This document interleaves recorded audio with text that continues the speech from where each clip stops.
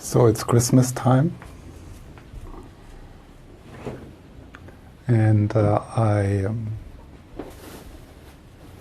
always like to take the opportunity of Christmas time to talk about Jesus.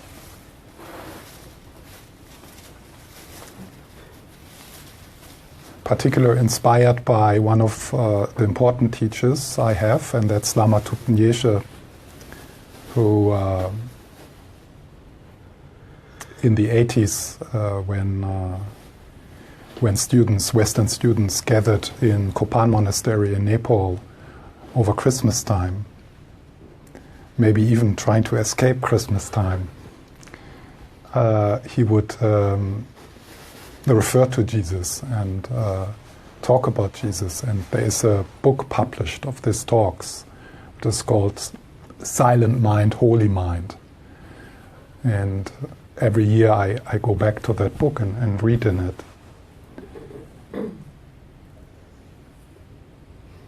So since Lama Yeshe did that, I can do it also.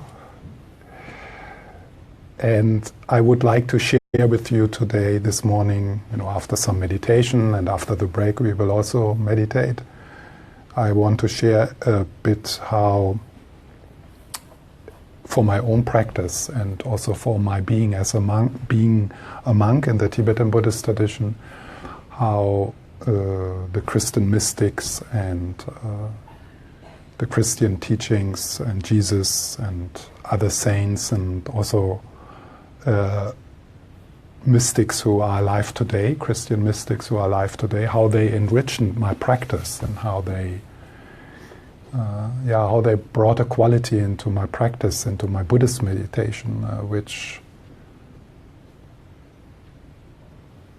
is maybe so powerful for me because it connects me with my culture and with my language and with my upbringing. I'm raised Catholic, so I think it was important for me, and it is important for me not to leave my roots behind, but actually integrate them into my own exploration and my own practice. And more and deeper I went into the Tibetan Buddhist tradition, more actually appreciative I became towards the Christian tradition. And I start to see, wow, it's all there. It's maybe a bit more hidden, but it's there and it's being practiced, and so sometimes I kind of say a bit I don't know, rebellious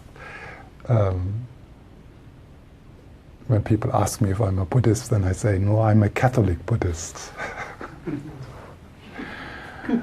and we can talk about a bit how that creates conflicts, and because each tradition, one of the main objectives of each tradition is to preserve itself. So they become each tradition becomes fundamentalistic, which is okay because they need to preserve themselves. But as a practitioner, it's sometimes it's difficult to open to other traditions because you're not supposed to do it. So throughout the years, I always encouraged Buddhist practitioners to not cut off from their tradition and keep open and respectful, and even integrate things into your practice. But then also there's a lot of Christian practitioners who look for contemplative methods, contemplative techniques, which they are particularly in the Catholic tradition, but they are difficult to find. There's not like you can't go to your local church, and probably not. I mean, there's probably also in Sweden some priests who know about contemplation and the mystic experience, but most of them, they are like parrots. They just talk, and they are not embodied. They are not really embodiment of spirit, but they are just.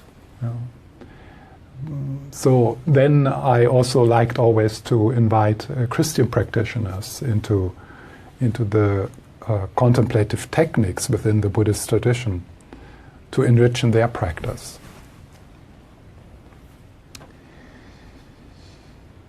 And then I want to share today some of the teachings of Jesus which are most touching for myself personally. So, but let's start as always with some time of slowing down and shifting. And today we are supported by this really wonderful sky and the clarity of the morning. You know, by just walking here probably you had an experience of kind of bit of waking up, you know, like kind of, wow, it's fresh and open and there's space and there's the sun, you know, so the light, which is so precious in winter. And Jesus and light is quite connected. So I think it's easy for us now, or more easy for us now to when we shift and we connect with our body, to also remember the sun and the sky and the openness, the freshness of the morning. So there's a bit of celebration of life, you know, when we wake up into a day like this. So you can, if you like, you can close your eyes, if that makes it easier for you to shift into the present moment. And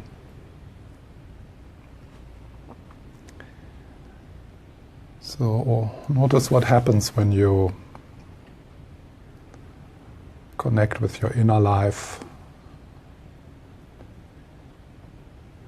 What did you bring with you into this moment? And what we explore here is what happens if you allow, if you let this moment be what it is.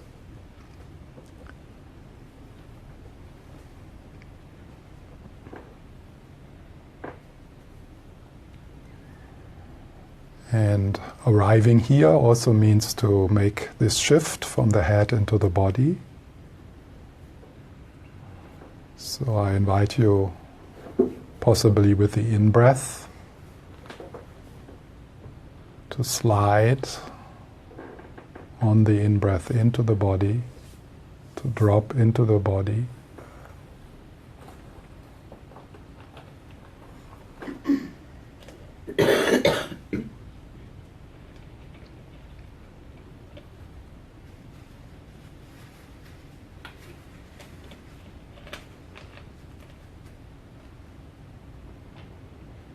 And you make that a welcoming gesture, as if the breath and your awareness are embracing hands, or as if you can give yourself a hug.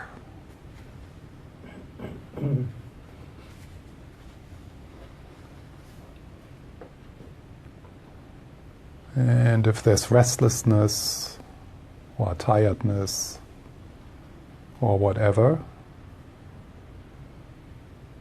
we just give space. You know, softening and opening.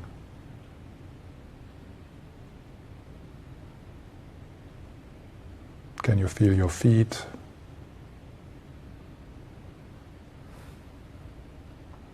Your hands?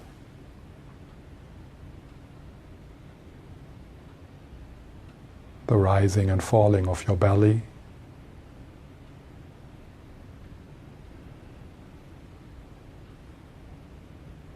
And how is your belly? Maybe you notice some tension or some discomfort in the belly or in the solar plexus. And what happens if you say, okay, this is how it is, it's fine.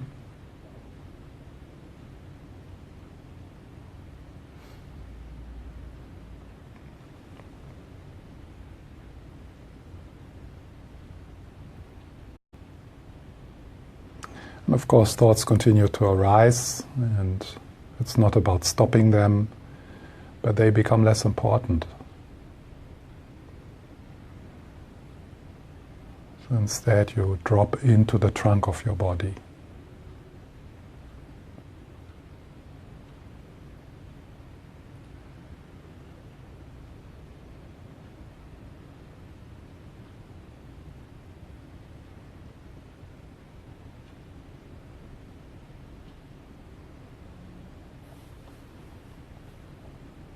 softening and opening. With the out-breath, there is a sense of letting go with the out-breath. So maybe you can follow that a bit and let go of the control freak, of the meditator. Even let go of the need to feel good.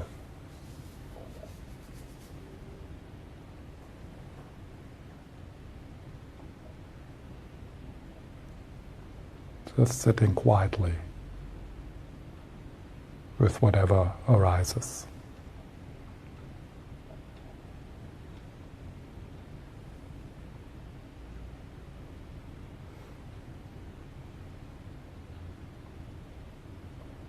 Doing nothing.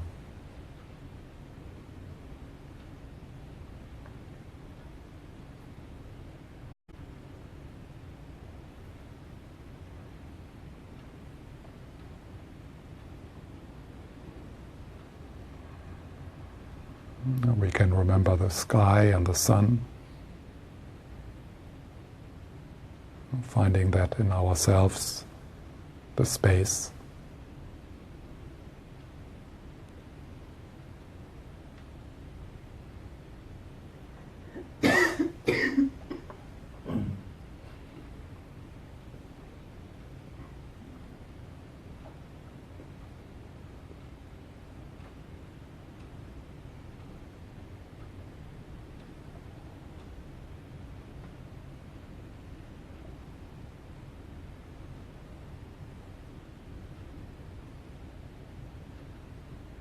And then when you notice that you get entangled with the thinking, so the stories become more important than the present moment,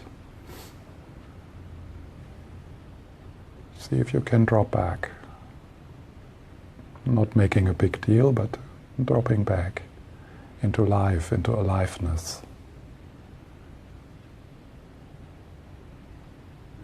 To the sounds here in this room, to the sensations in your body, to this voice.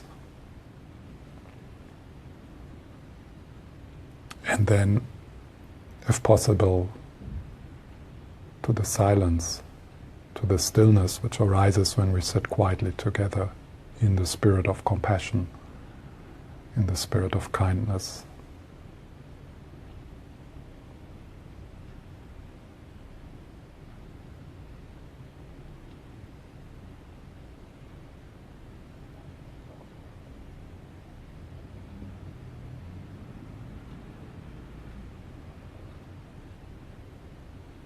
Sliding back into the belly, into your hands, and open to the stillness. And hear the stillness which is always already there.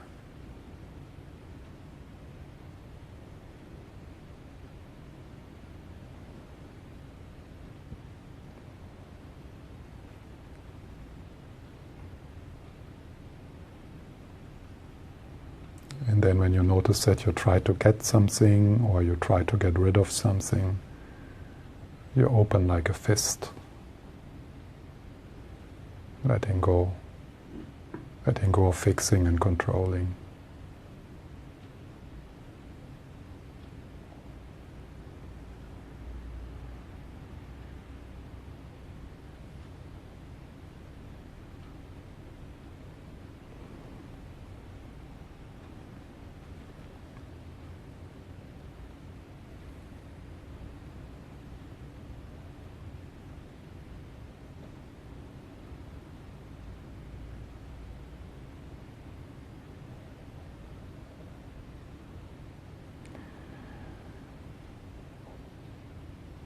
And then, if it feels good for you, we call upon the presence of Jesus. And maybe you have your own favorite saints or contemporary teachers who are alive today, Christian teachers.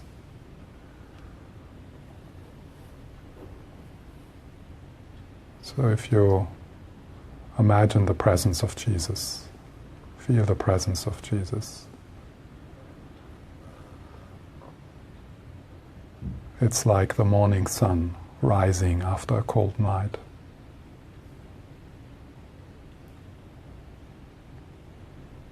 And Jesus is the embodiment of love.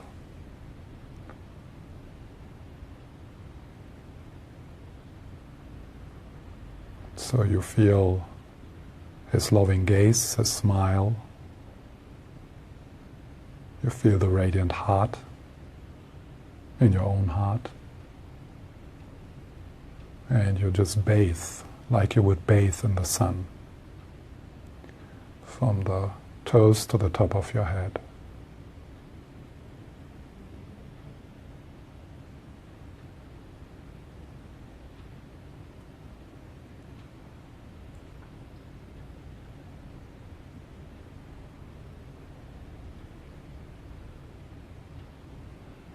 How would it be to be in His presence, feel His presence? He is alive, made from light, and on the most deep level He is symbolizing your own capacity to love.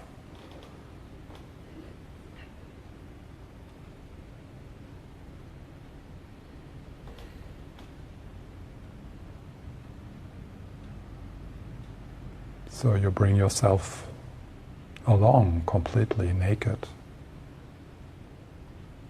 because you know and you trust that Jesus loves all the aspects of yourself, even the darkest one, the ones you are ashamed of, the ones you try to hide, where you're hurt, where you're confused, where you hurt others.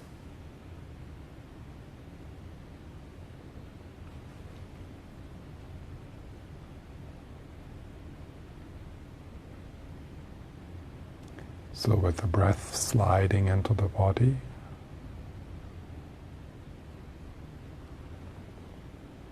every cell of your body opens like a flower, sitting in the morning sun of Jesus. His loving gaze, His smile.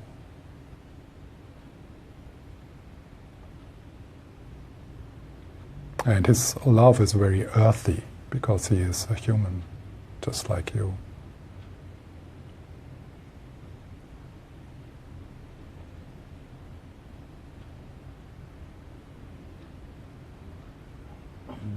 He knows exactly what you're going through.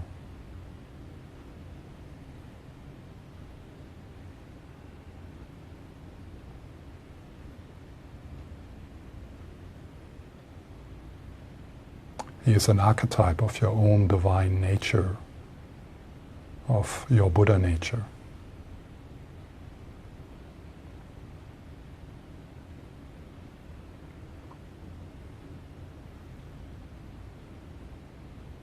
So dropping into the body, into the trunk of your body,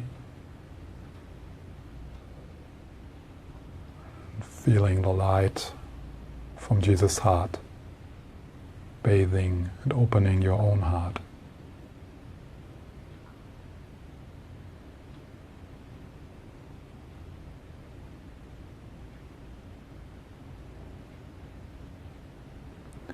And then when you are entangled in the commentary, drop back into presence, into the presence of the Christ consciousness, the divine which shines through in each moment.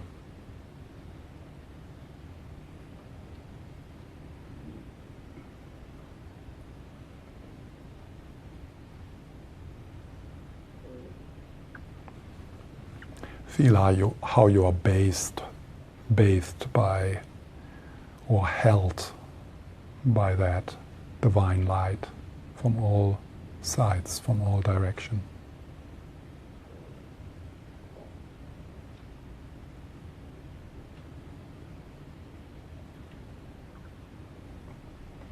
And now Christmas time.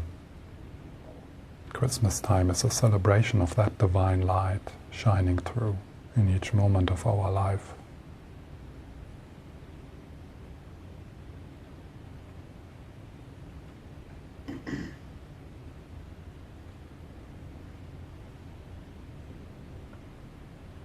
Stay in your body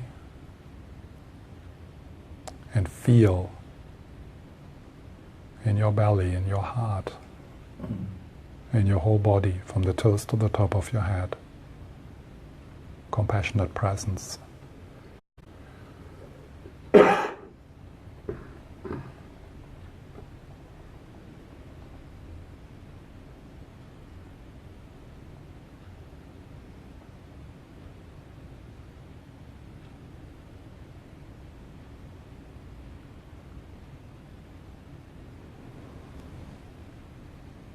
And if something comes to the foreground, you allow that to happen. You just bring it into that light. Whatever arises is already loved by Jesus, is already accepted by Jesus, by your own Christ consciousness.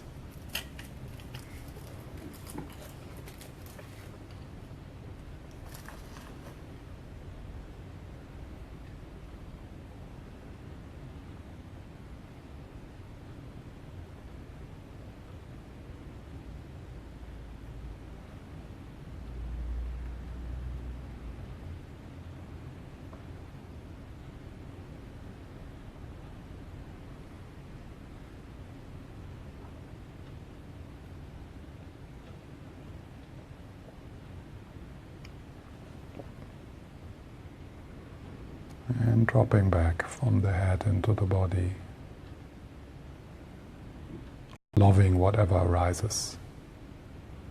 Whatever arises, love that.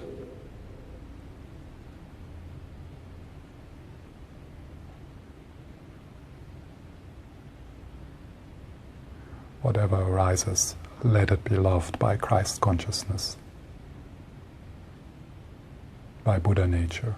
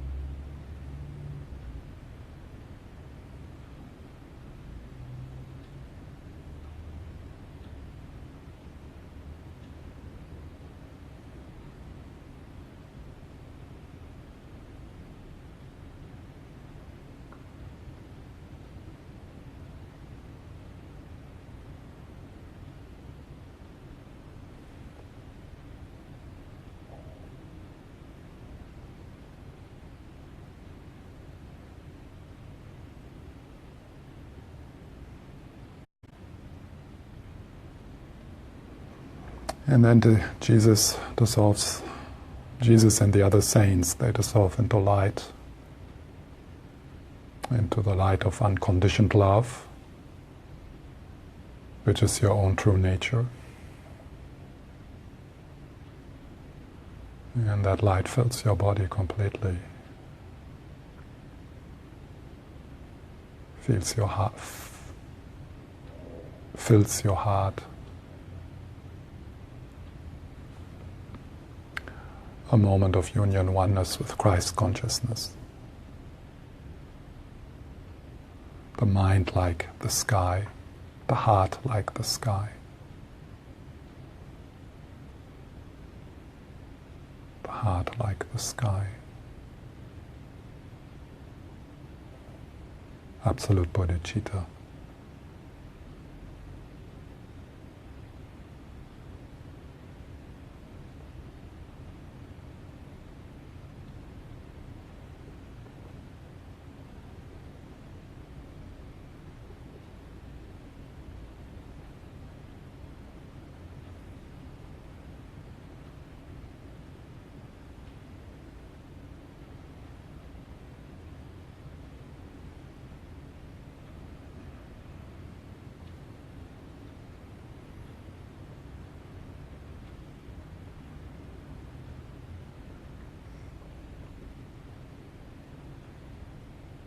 And just resting in the silence we share, in the stillness. And you don't need to calm down. The stillness here is surrounding, underlying, and pervading your experience.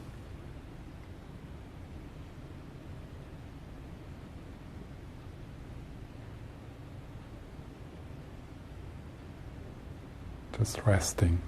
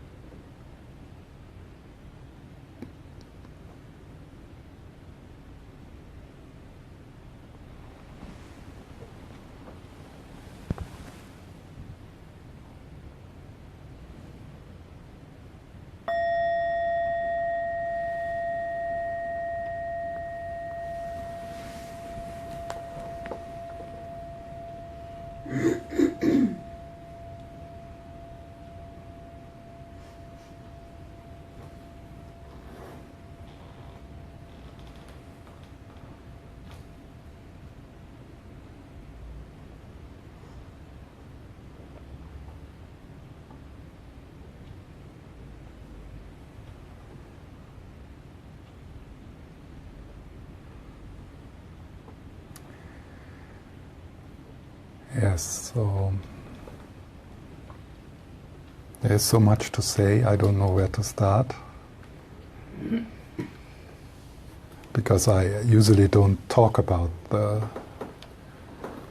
Christian tradition and what I've learned from my favorite saints and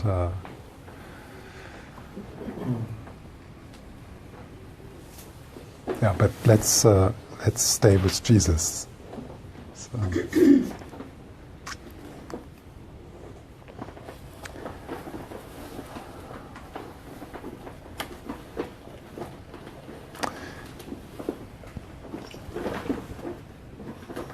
Still, maybe I want to start with a quote by one of my favorite Christian mystics, and that is Thomas Merton.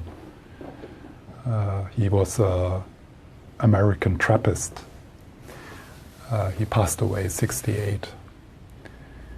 And he kind of was one of the main Christian mystics who revived the contemplative tradition in the Catholic Church. And he actually also was a bridge between the traditions, because he met some Tibetan masters, and he actually died on a journey.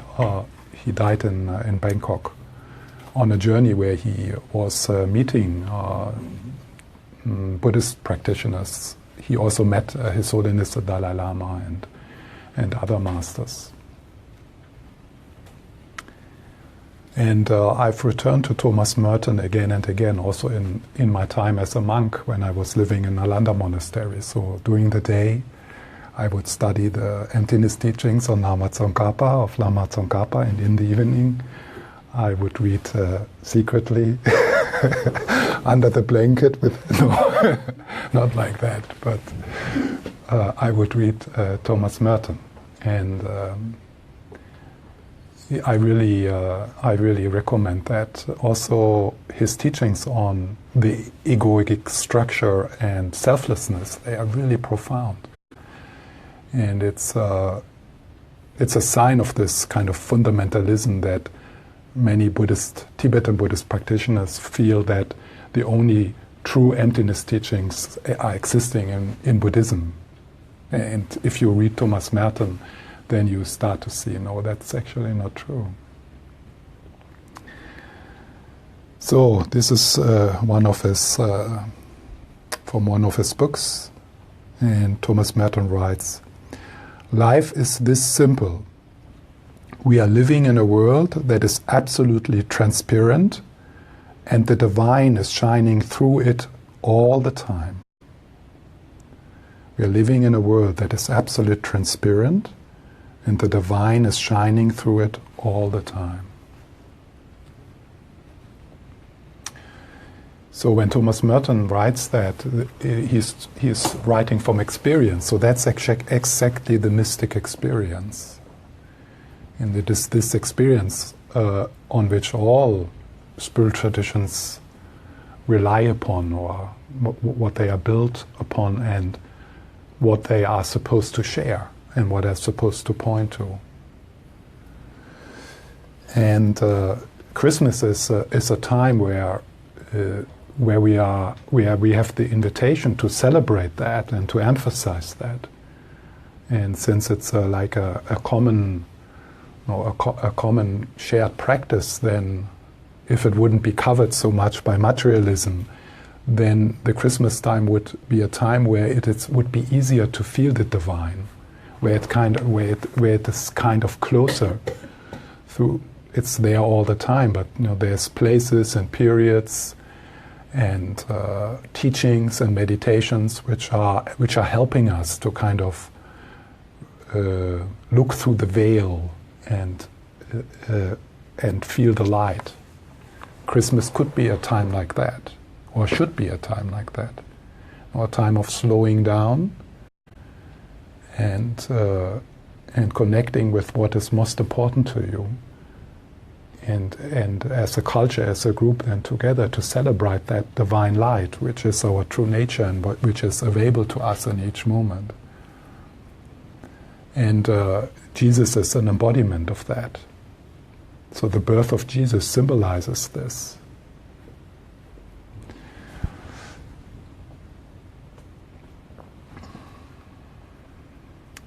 And I want to say a few words about myth, about story, about these important myths which are part of our psyche, which are part of our cultures. So when we read the story about Jesus, it's bullshit to kind of discuss virgin birth or something like that. It's symbolic. It's like, and this problem we also have when we read Buddhist scriptures. Many people read the Buddhist scriptures literally, like as if they are describing some facts, or as if they are scientific facts. No, they are stories, and they are talking about our psyche. They're talking about experience. So the story of Jesus is a story of awakening, and it's your awakening. It's bullshit to discuss if Jesus really lived or something like that, and where he lived and where he died. I mean, bullshit. Of course you can spend your time with this kind of approach. You can do this also with Buddhist scriptures. But more interesting is to see the Jesus story as your own mystic story. And if you read the stories of Jesus, live them, embody them, feel them. Something is transmitted in this tradition, in these stories, like in fairy tales. They're talking about deep human psychic experiences.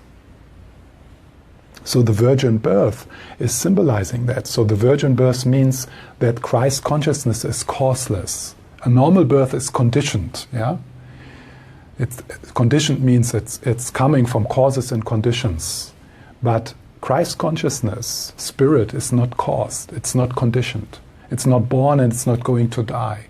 It's radiantly available all the time.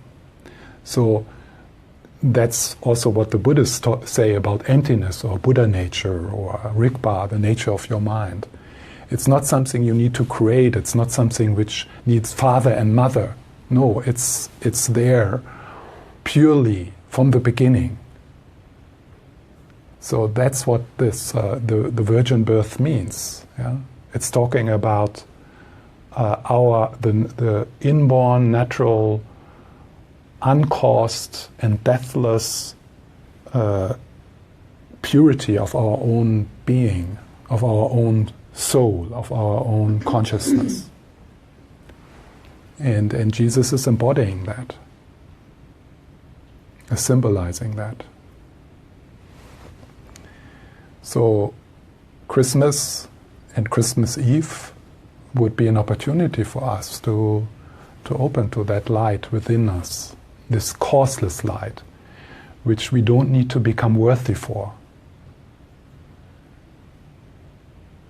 It's not that you need to purify for it or become a better person. You bring your whole. It does not matter what you did or what you have done or how messed up you are or how confused or what horrible things you did or what horrible things happened to you. It doesn't matter. That light embraces everything and dissolves everything and loves everything. So that's the virgin birth.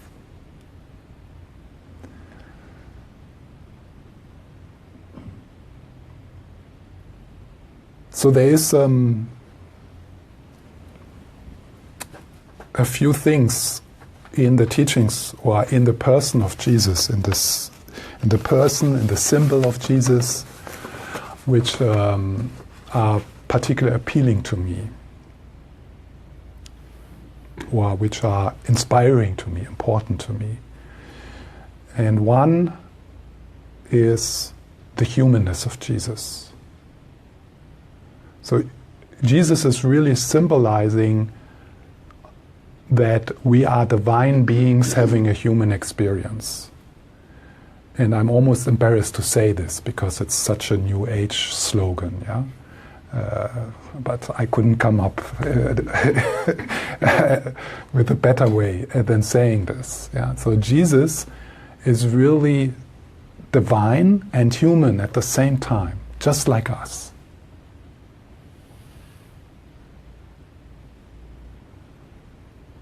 And he is like, I mean, if you see the Buddhist symbol, and then you see the Christian symbol, the Jesus on the cross, it's like amazing that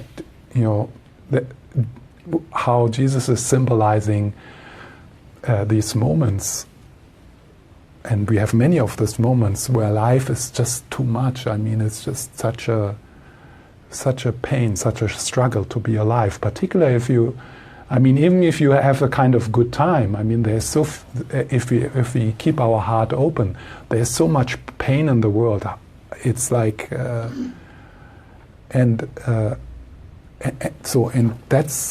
that's so powerful for me. With Jesus, I have a feeling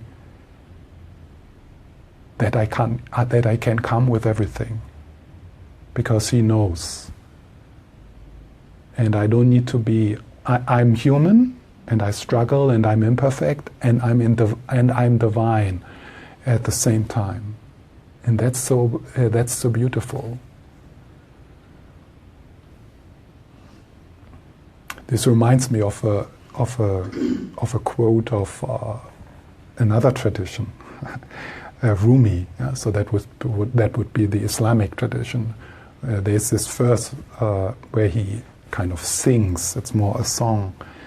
He says, "Come, come, ours is not a caravan of despair, even if you have broken your vows 1,000 times. Come, come. Yeah, even if you have broken your vows 1,000 times, come, come." And that's for me Jesus. Yeah, Jesus approached everyone. Jesus loved everyone. It does not matter what you bring. So that's now the second part was more that Jesus is an embodiment of love. So, but this first point that Jesus is divine and human at the same time. The stories of Jesus, they are so down to earth.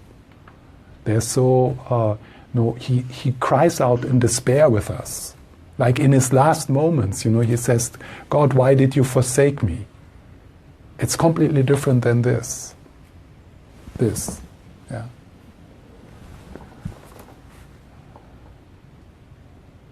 this is also fantastic, yeah. But since now I do a bit advertising of Jesus, so it might sound sometimes that I love Jesus more than I love Buddha. Yeah, maybe I do, yeah. So it's like kind of love in a more like down-to-earth human way. Yeah? No, his time in the desert, yeah. So that's a bit the story of the Buddha, you know, when he was in the night when he awakened, Mara appeared and tempted him. So that's a bit like Jesus in the desert for 40 days and meeting the Satan. So now all these stories, they are talking about you. They are not, you know, we don't need to discuss if this really happened or, you know, it's talking about you. It's talking about your own journey. Yeah, and then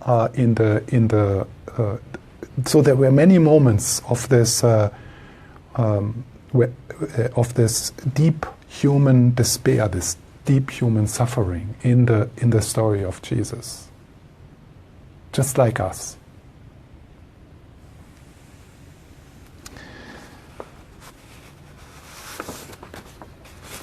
So his humanness is kind of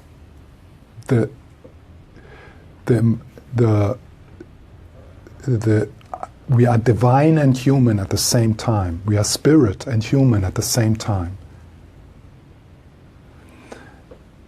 And then the embodiment of love, this radical love of Jesus. And I think that's what I needed in that time when I was teaching, when I was studying the emptiness teaching and meditating on the emptiness teachings. I think to kind of counteract that and stay reconnected with the mystic love. With the mystic love, I needed to have the Christian saints around me, the Christian teachings.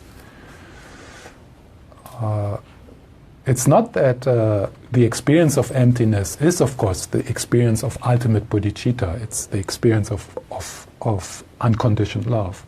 But the methods getting there, they are not necessary. They are not necessarily based in love. They are quite rational. They are quite analytical, and the experience of emptiness is actually an experience of fullness. But on the way there, somehow I needed a more positive teaching describing unconditioned love. And so this combination,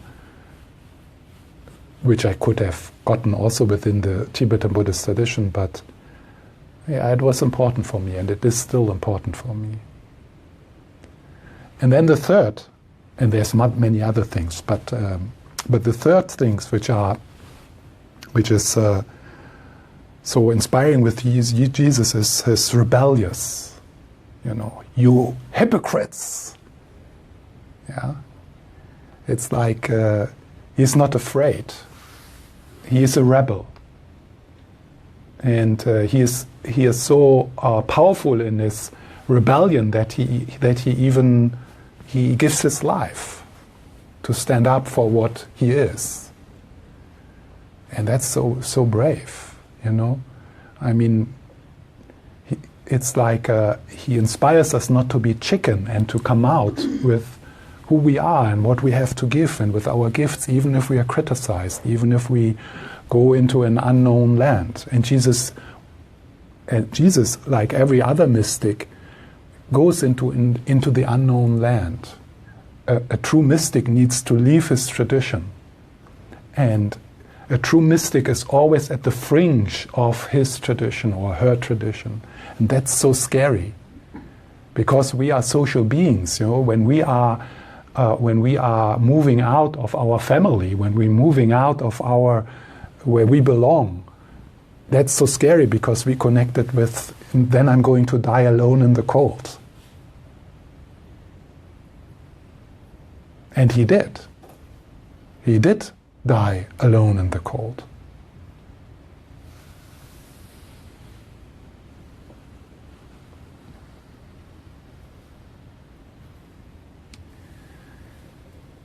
So this rebellious, Jesus as a rebel, also Buddha. Yeah? So Buddha was a rebel as well, for sure. They both broke out of their traditions.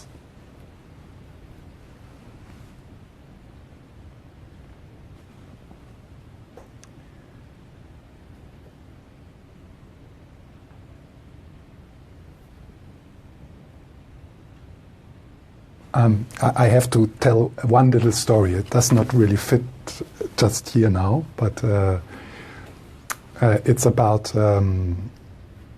this what I said in the beginning about practicing across traditions. I always did that. I practiced across the traditions. So when I was a monk, for example, I walked to a Buddhist monk. I walked to Santiago Compostela from Sevilla, yeah? Or the monastery where I lived was in the south of France, and it was very close to Lourdes, which is one of the major European Catholic pilgrimage places.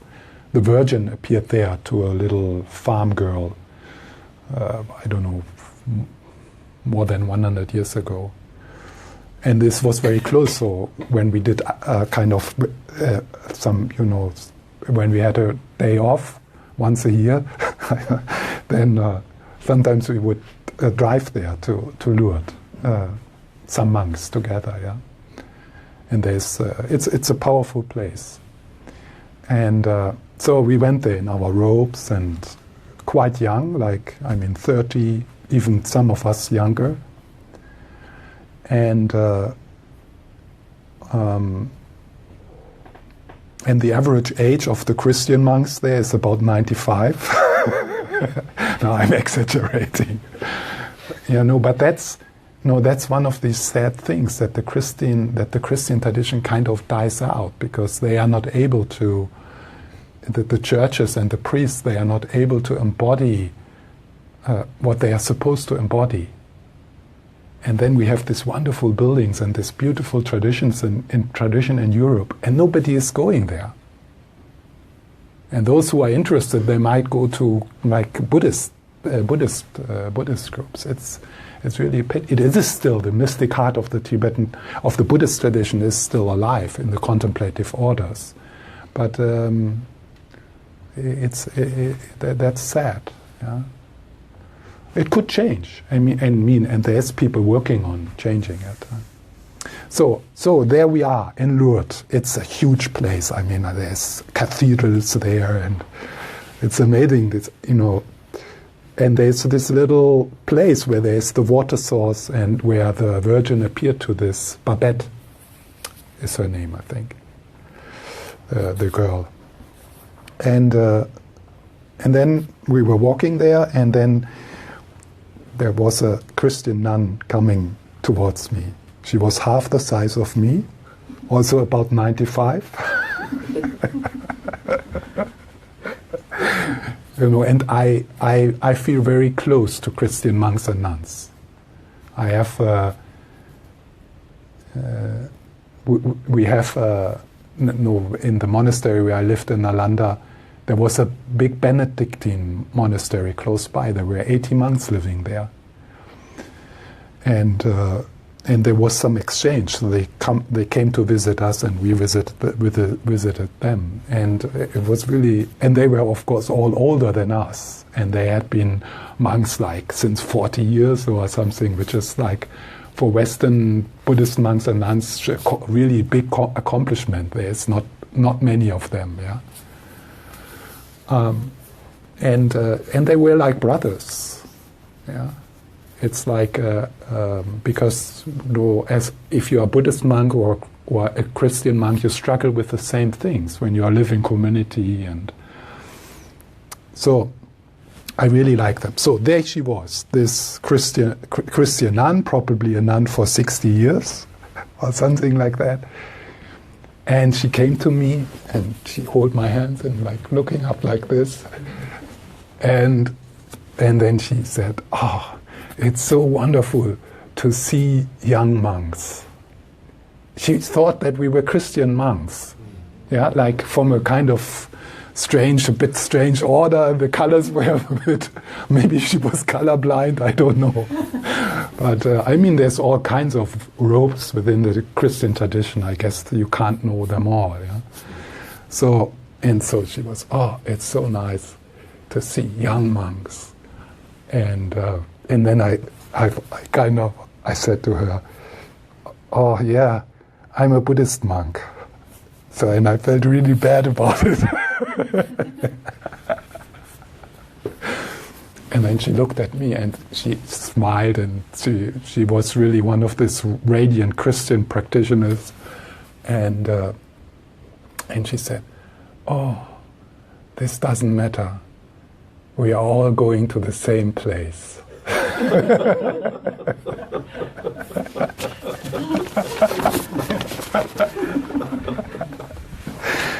And there it was, practicing across tradition. And she's completely right. Sure, we're going to the same place. We share the same universe. There's one reality. If you're a Christian mystic, or a Buddhist mystic, or a Hindu mystic, or an Islam mystic, or a shamanic mystic, or an atheistic mystic, or a quantum physics mystic, it doesn't matter. We are talking about the same thing, the same universe, the same human experience. We are all going to the same place. I was so happy. The Catholic in me was so happy, you know.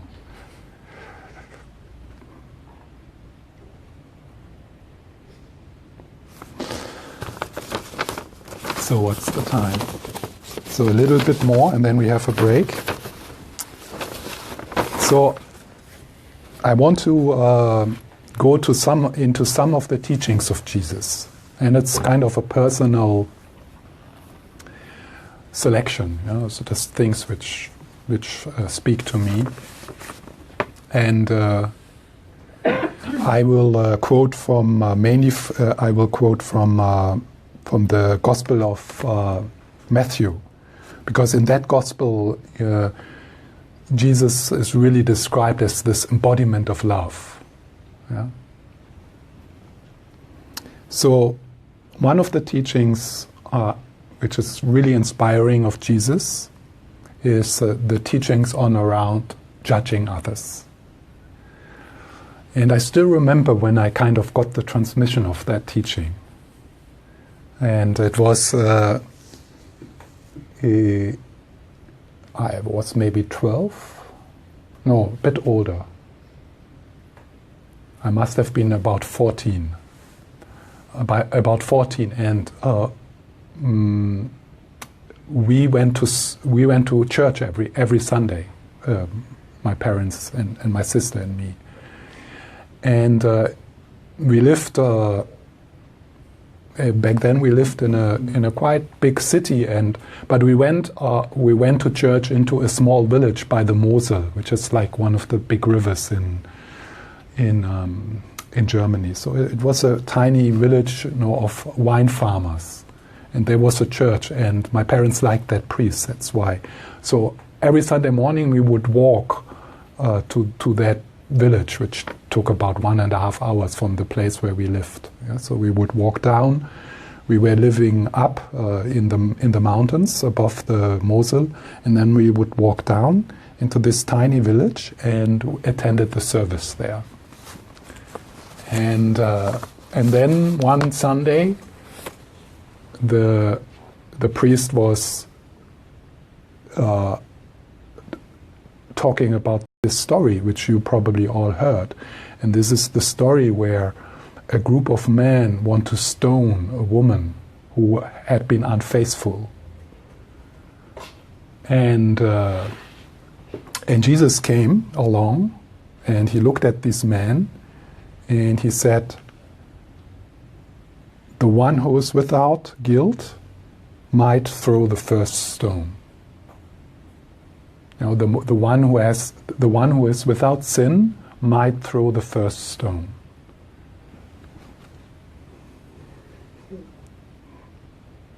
Yeah. And then the first one dropped the stone, the second one dropped the stone, and so on and so on. And it was like, I was sitting there 14 years old, and I was like, wow. Something in me was so touched by that.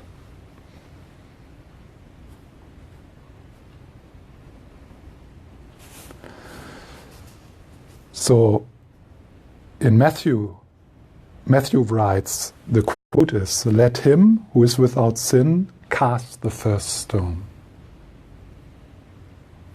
And if you contemplate that deeply, it can bring you really far.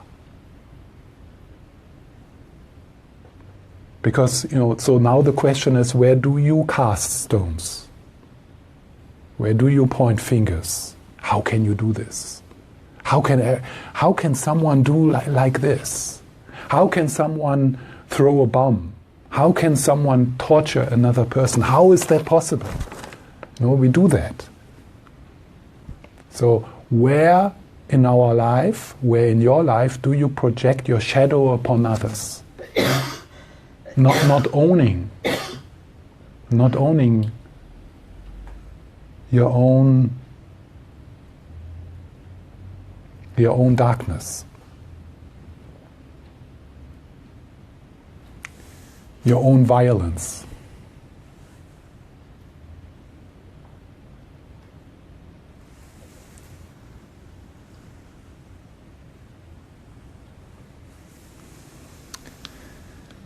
So Jesus comes in Matthew. He comes to this theme quite often. So there's another quote: "Judge not, that you be not judged.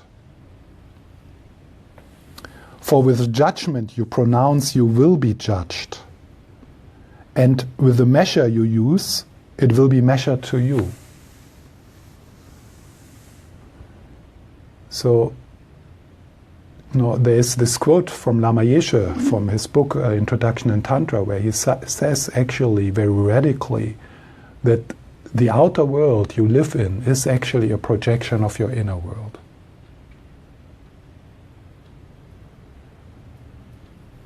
So whatever we meet out there, and that includes the most horrible thing, has something to do with our own inner struggles. In the Buddhist teachings, we would say it has something to do with our own karma.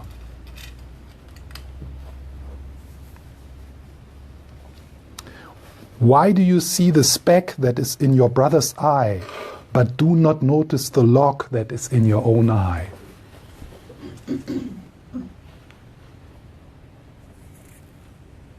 And so this is like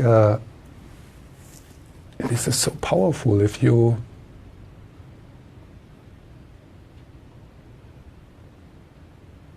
it's so powerful if you stop to point your finger at others. With a kind of superiority. Because that's what you do when you point, or by the way, if you point to someone, 3 fingers point at you. That's a good reminder. If you internally point at someone, how can you do this? It's like 3 fingers point at you.